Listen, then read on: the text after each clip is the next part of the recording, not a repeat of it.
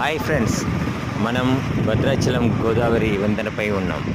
నిన్న మొన్నటిదాకా ఇసుక తెన్నులతో దర్శనమిచ్చిన గోదావరి భారీ వర్షాలతో పైనుండి వస్తున్న నీటితో గోదావరి జలకలను సంతరించుకుంది. మీరు చూసి ఆనందించండి. నచ్చితే సబ్స్క్రైబ్ చేయండి, షేర్ చేయండి. ఓకేనా?